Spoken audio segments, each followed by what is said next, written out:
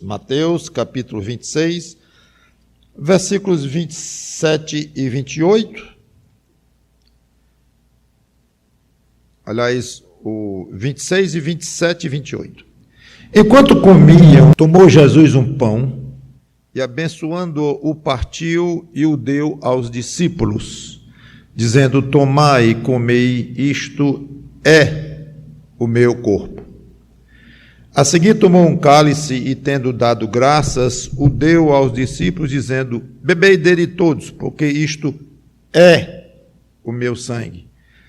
O sangue da nova aliança, derramado em favor de muitos para a remissão de pecados. Vamos orar.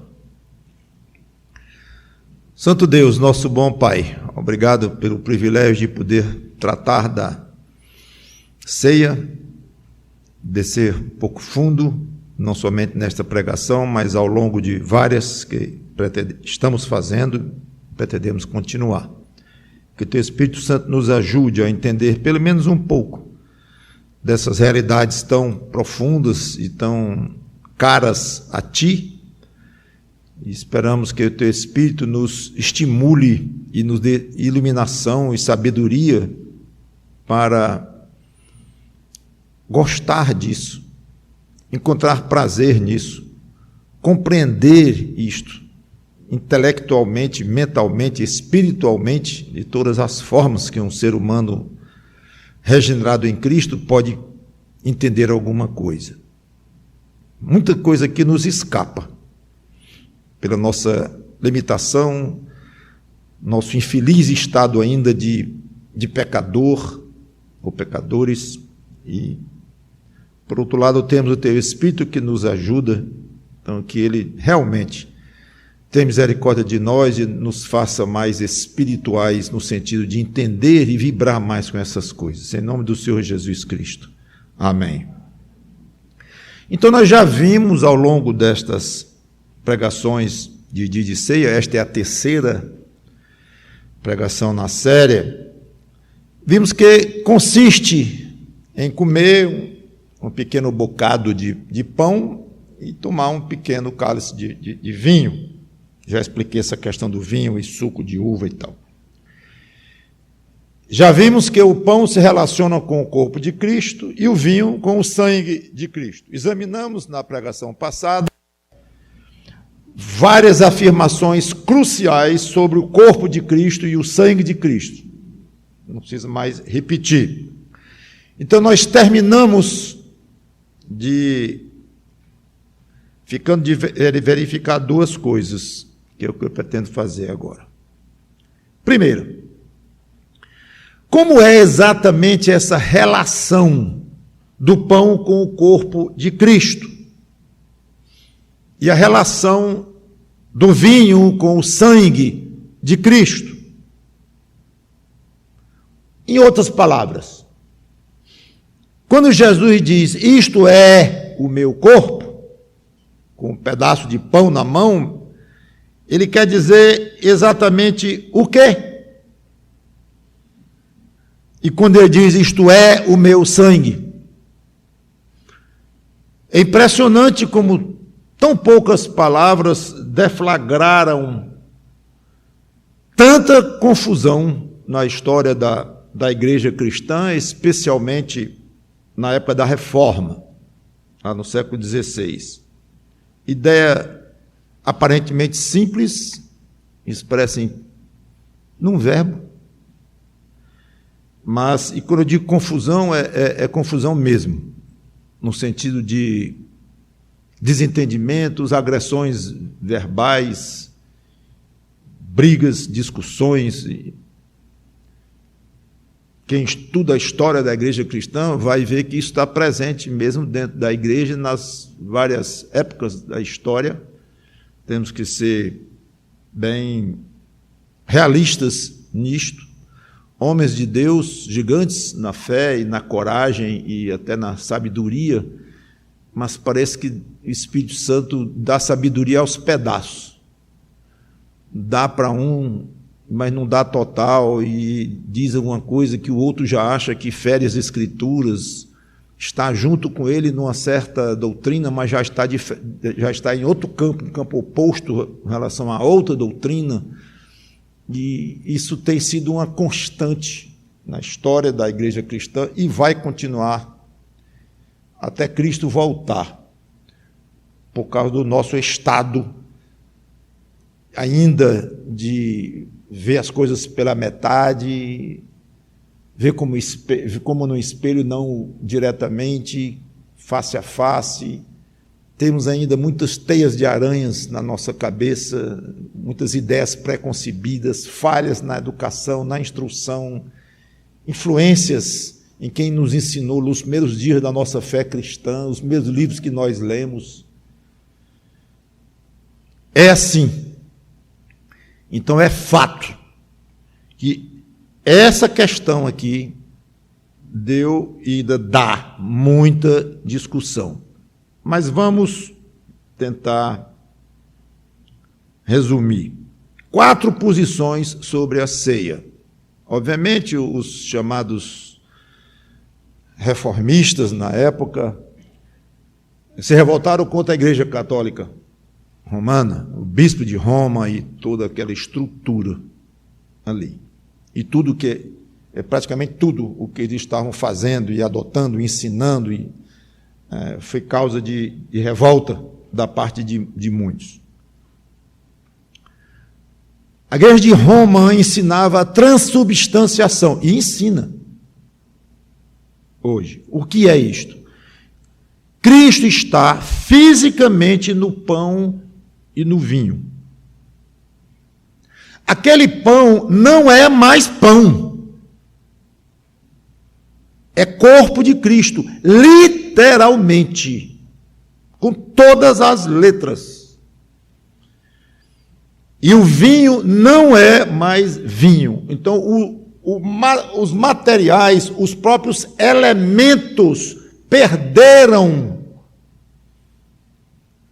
a identidade com elementos, porque a realidade de se transformar em corpo de Cristo, em sangue de Cristo, é muito maior e eliminou até mesmo a questão da substância. Então, o que está ali não é mais trigo, não é mais vinho, mas o corpo físico de Cristo, exatamente como quando ele estava aqui na terra. Ou com outra forma visível, que vemos um pedaço de pão, mas não é mais um pedaço de pão. Não é mais um pedaço de pão, absolutamente. O Concílio de Trento, que foi reunido lá nessa cidade, conhecido como o movimento contra-reforma, que a Igreja Católica tomou decisões para rebater e tentar contrabalançar ou eliminar mesmo a reforma. O Concílio de Trento declarou que hóstias e vinho consagrados e não consumidos deveriam ser adorados como o próprio Cristo vivo. Essas palavras parecem muito fortes e chocantes e até inacreditáveis, mas estão lá. É assim, e ainda hoje faz parte do dogma católico romano esta crença. Veio Lutero e não concordou com a transubstanciação, mas chegou perto. Inclusive, é bom saber que Lutero ele era conservador, e ele gostava de muitas coisas da Igreja Romana. Ele era um ministro da Igreja Católica, e ele quis conservar o máximo que ele pôde. Inclusive a ideia inicial dele era mudar por dentro a Igreja Romana. Por dentro, não era combater, foi aos poucos. No fim terminou, claro, combatendo de frente, mas ele foi levado a isso. Não era a ideia dele. Então, muitas coisas, se você ler Lutero hoje, você vai se admirar. Opa, isso aqui... Então, muitas coisas do catolicismo romano, ele guardou, ele continuou. E defendeu, inclusive. E, obviamente, a questão da fé, da salvação pela fé, das Escrituras, que foi o ponto crucial, a parte de igreja e coisa assim. Mesmo assim, igreja, a ideia dele ainda era muito estranha. Então, o que ele achava? Cristo está fisicamente no pão e no vinho. É a chamada consubstanciação, com a ideia de companheiro de, ou ao lado de. Co-participante, é participante junto com o outro. Então, a ideia da consubstanciação é que as duas realidades estavam ali lado a lado. Era o corpo de Cristo, sim, que estava ali, e era o sangue de Cristo, sim. A diferença da transubstanciação é que o pão não tinha deixado de ser pão. Só isto. Continuava sendo pão. E era um milagre. Então, o pão era, ao mesmo tempo, duas coisas. A igreja romana dizia que transformou, não é mais pão, é só o corpo de Cristo. Aí Lutero vem assim, não, ainda continua sendo pão, sim, mas agora foi adicionado ao elemento pão o próprio corpo de Cristo. Então, ali está o corpo de Cristo, sim. E ali está a mesma coisa para o sangue e o vinho.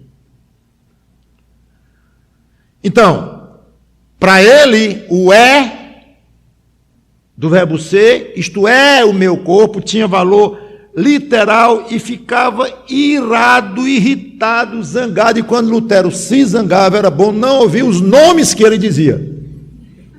Era pesado mesmo, o ardor com que ele discutia e tudo, e era muito forte. E na época, também era muito assim, uns desenhos pesados, e uns contra os outros, tanto contra ele, contra os outros, era uma discussão forte. E aqui, com relação a irmãos em Cristo, que diziam que não, esse é o meu corpo, é metáfora, pronto. A briga estava feia com Lutero, ele não admitia. Zwinglio foi concomitante com Lutero em termos de tempo, na Suíça. Aí dizia, não, de jeito nenhum. Ele achava repugnante, olha os extremos, repugnante a ideia de comer fisicamente o corpo de Cristo, como se alguém desse uma mordida no dedo de Jesus Cristo na terra, mastigasse e engolisse. É bizarro. Mas quando se diz que o pão transformou-se em corpo de Cristo, é exatamente isso o ensino. Não tem como fugir. E Zwinglio dizia, é um absurdo. Eu me recuso a ideia de comer, literalmente, mastigar o corpo de Cristo e engolir. Ou beber o sangue literal, tanto quanto o sangue que escorreu do corpo dele quando ele estava na cruz. Cristo não está presente no pão nem no vinho. E o que é o verbo ser lá? Representa o quê? É o meu corpo, é o meu sangue. Metafórico. Exatamente como as inúmeras afirmações do próprio Jesus Cristo, eu sou. Eu sou a porta.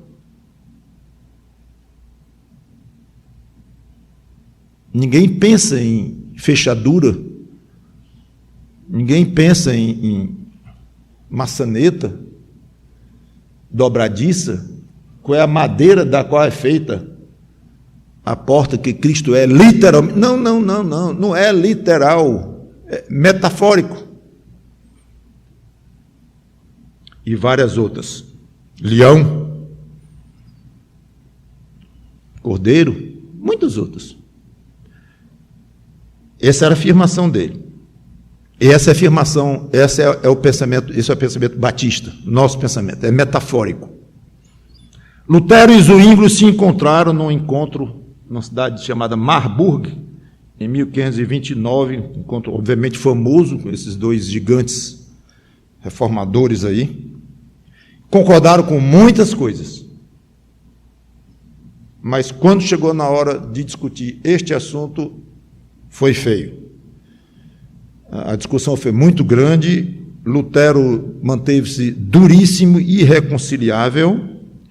Zwinglio chegou a estender a mão num gesto de comunhão e ficou com a mão estendida. Lutero se recusou a apertar a mão de Zwinglio, para vocês terem uma ideia do tamanho da desavença e das discordâncias. Vem Calvino, poucos anos depois, o grande teólogo da Reforma. Eu gostaria que tivesse sido melhor como teólogo. Muitas coisas de Calvino deu margem e o início de uma chamada teologia da aliança, com a qual eu não concordo, não comungo, e que, por sua vez, está muito ligada com o amilenismo e a maneira de ver a igreja, a maneira de ver Israel e muitas coisas. Então, Calvino é o gigante que infelizmente veio a ser chamado calvinismo, uma pena, porque não tem nada de calvinista essa ideia de que a salvação é pela fé e que a Escritura é a única palavra de Deus inerrante e suficiente. Não tem nada a ver com Calvino isto. Isso tem a ver com as Escrituras em si, com as próprias Escrituras. Mas, infelizmente, a gente se acostuma e acaba tendo que se definir de alguma forma. Eu sou calvinista de tantos pontos e tal. Eu nunca contei meus pontos, por exemplo. Então a gente fica se definindo demais, e sistemas teológicos muito rígidos e cheio de subdivisões, às vezes perdem tanto tempo com isso. Seja como for, quando falar em Lutero, Zwinglio, enfim, Lutero, se ele aparecesse aqui eu tinha que me controlar para não me ajoelhar, mas fazer assim eu faria e tal. Tudo bem, faça assim para Lutero não se ajoelhar, né? Mas reconheça como um grande homem de Deus e tudo, mas cheio de defeitos e de falhas e de noções erradas, bíblicas, e Calvino, e Zwinglio, e todos eles, menos os escritores sagrados, quando estavam escrevendo a Bíblia, Pedro errou. O apóstolo Pedro errou, foi repreendido por Paulo, na cara, como diz lá. E Lutero vai ser maior do que Pedro? Em que aspecto? Então tenha muito cuidado, meu irmão, minha irmã, com essa questão de teologia, de sistemáticas teológicas. Vá para a Bíblia e aprofunde, use a sua cabeça, a sua inteligência, o Espírito Santo que habita em você, a iluminação que ele lhe dá, para o mais fundo que você consegue ir na Bíblia, mas por sua conta. Porque Deus nunca vai utilizar a consciência de Calvino para lhe julgar, para lhe examinar, nem de Lutero, e nem do apóstolo Paulo, mas a sua própria. Então não vá na onda de ficar ouvindo pastor, ouvindo, e hoje em dia, né? Eu me sinto até meio culpado disso. Tome presença de tudo que é rede, e tome pregação, tome tudo, todo mundo colocando tudo. Aí milhões de materiais aí, e você talvez se acostumando, eu tenho talvez de dar uma meia-culpa aqui, se eu pensar muito nisso, eu tiro tudo que está na rede, mas... E você talvez se acostumando, só pegando, ouvindo, aí ouve tudo misturado, uma coisa ouve outra, ouve coisa, fica uma salada grande, e você cada vez menos acostumado a usar a sua inteligência. Quantas vezes você ficou rodando no seu quarto? Pastor, eu não sou peru. Não é só peru que roda, não.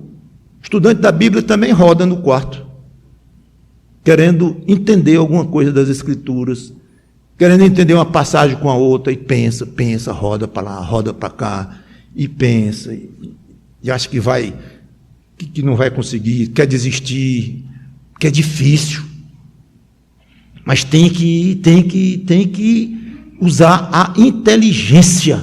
Eu tenho certeza que você usa a sua inteligência no limite, imagino eu, no seu emprego, para não ficar sem um salário no fim do mês. Tem pressão. Ainda mais numa época de dificuldade de emprego, de coisa assim. Você usa a sua inteligência, o estudantezinho usa para poder passar no vestibular, usa muito. Mas quando é que os crentes estão usando a inteligência, capacidade cognitiva que Deus deu, de saber as coisas, de entender as coisas para a palavra de Deus? Calvino discordava de Lutero e de Zwinglio e da Igreja Romana. Pronto, é a quarta opinião já. Discordava de Lutero quanto a estar Cristo fisicamente presente no pão e no vinho, mas discordava radicalmente de Zwinglio de que eram apenas sinais de comunhão com Cristo, era apenas representativo, era apenas uma metáfora. Não, de jeito nenhum. Calvino não engolia. Nem é o corpo de Cristo e nem é só uma metáfora. Uma representação. E o que é Calvino?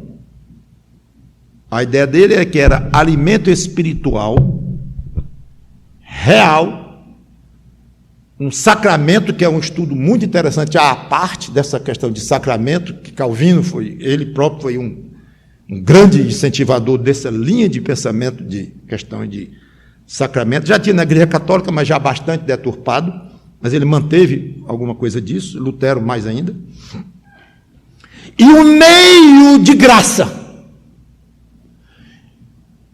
Então, na ceia, não era o corpo de Cristo fisicamente, mas não era o pão, sim, manteve-se o pão, manteve-se o vinho ali, mas era mais do que isto. Em termos de elementos, é o pão mesmo, tudo bem, mas havia uma transmissão real de poder espiritual a quem participava.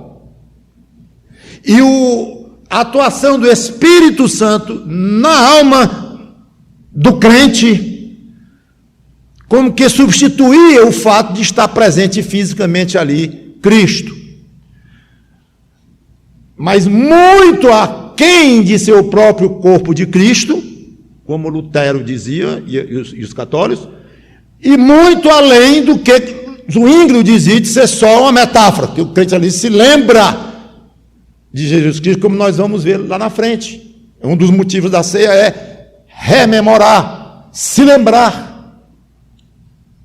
Então, há uma presença mística, como eles chamam, de Cristo nos elementos, e quem dele comia e bebia, efetivamente era alimentado por Cristo durante a ceia. Havia uma intervenção divina.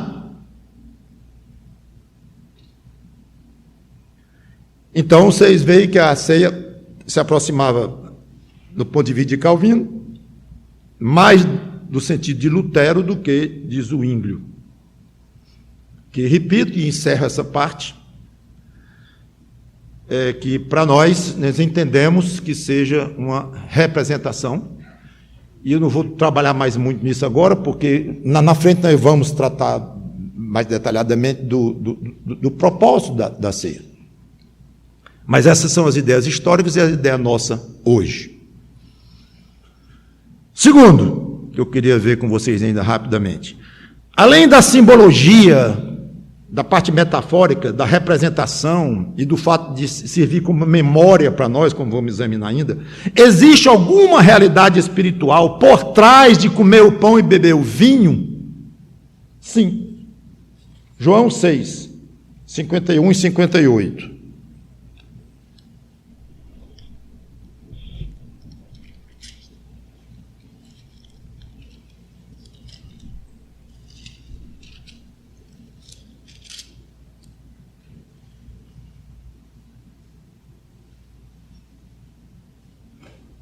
Eu sou o pão vivo que desceu do céu. João 6,51.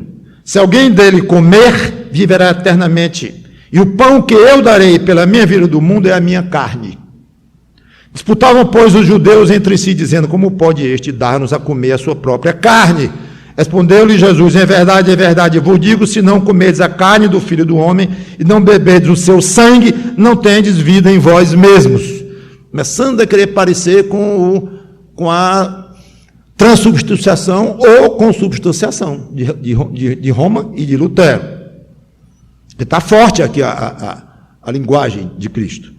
Respondeu-lhe Jesus: em verdade vos digo, se não comeis a carne do Filho do Homem, não beberdes o seu sangue, não tendes vida em vós mesmos. Quem comer a minha carne e beber o meu sangue tem a vida eterna, e eu o ressuscitarei no último dia. Pois a minha carne é verdadeira comida e meu sangue é verdadeira bebida. Quem comer a minha carne e beber o meu sangue permanece em mim e eu nele. Assim como o Pai que vive me enviou, igualmente eu vivo pelo Pai, também quem de mim se alimenta por mim viverá. Este é o pão que desceu do céu. Claro, apontando para si, falando de si. E nada semelhante àquele que os vossos pais comeram e contudo morreram. Quem comer este pão viverá eternamente.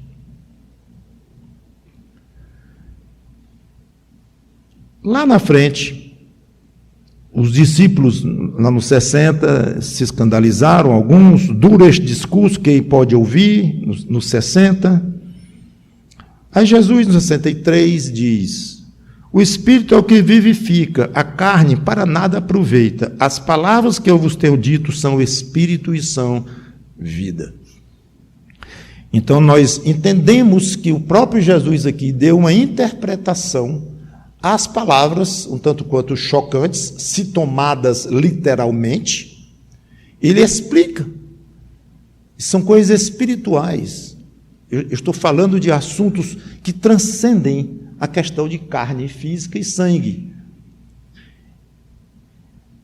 A maneira de falar na época era mais pesada, mais forte, com menos explicações, menos ressalva, era o jeito deles. Inclusive havia até uma forma de dizer coisas chocantes para levantar mesmo a intenção e a pessoa prestar mais importância ao que estava sendo dito. Se o olho direito te faz pecar, arranca o olho, corta a tua mão. Então é uma linguagem crua, pesada, proposital, para criar um efeito.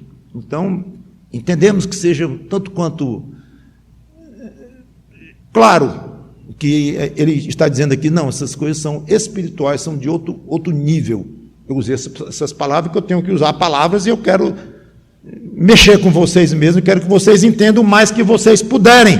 Do jeito que alguém se alimenta de carne, fisicamente, eu sou alimento espiritual.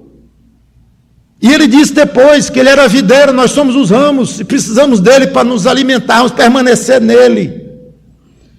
Então a ligação com Cristo é muito vital para aquele que se converte. Nós somos batizados em Cristo Jesus. O apóstolo Paulo nos ensina em Gálatas.